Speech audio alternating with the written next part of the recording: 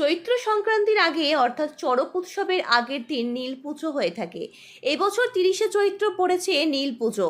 উল্লেখ্য, নীল ষষ্ঠীর ব্রত পালনের নিয়ম আছে যে নীল ষষ্ঠীর দিন সারাদিন উপোস করে সন্ধ্যাবেলা শিবের মাথায় জল ঢালতে হয়।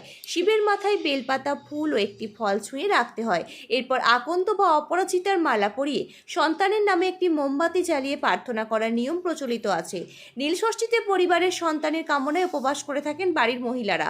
রবিবার সকাল থেকে নীল ষষ্ঠীর পুজো দিতে আরামবাগ পাড়েরঘাট শিব মন্দিরে সকাল থেকেই বাবার মাথায় জল ঢালার পাশাপাশি মা কালীর মন্দিরে ভক্তদের ভিড়।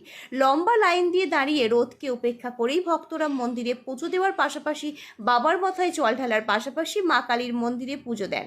নীলষষ্ঠী প্রসঙ্গে কি জানাচ্ছেন বাড়ির গৃহবধূ সহ মন্দির কমিটির এক কার্যকর্তা, তাদের মুখ থেকেই বিস্তারিত শুনুন।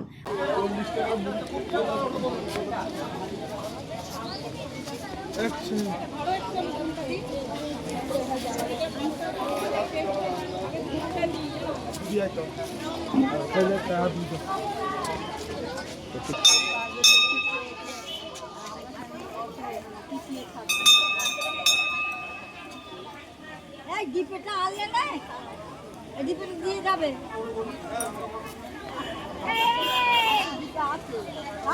হাঁটিয়ে যাও। হ্যাঁ, আন্দোলন কি করবে?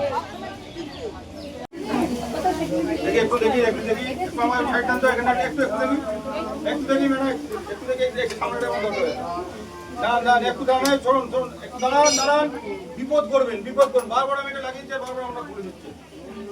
এমন একটা বড় বিপদ হবে না, কিছু খুঁজে পাবেন।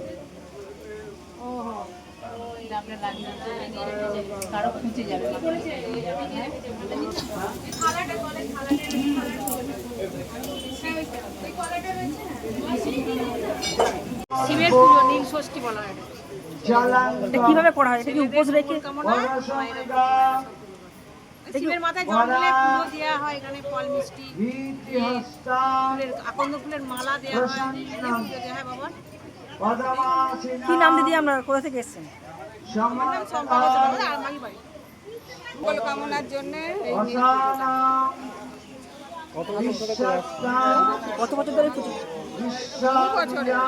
ঠিক বলতে পারবো না। কি নাম দিদি আপনার? আপনার নাম দিদি? সুলেখা মণ্ডল।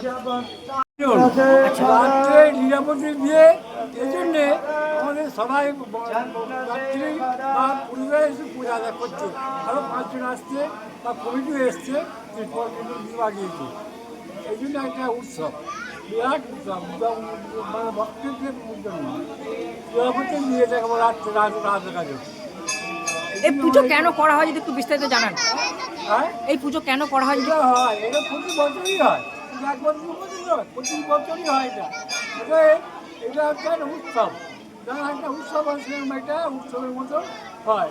এটা একটাই গাজন। আবার গাজনের পর লীলাবতী দিয়ে আর রাত্রেও হবে, তার সন্ধ্যেবেলা পুজো আসে, পূজাটা হয়, সবই হয়। এই জন্য সবাই ভক্তরা আসে, আরও 5 জন থাকে। 8টা 9টা পর্যন্ত পুজো হয়। আপনার নাম কি? আমার নাম বেকিরম ব্যানার্জি।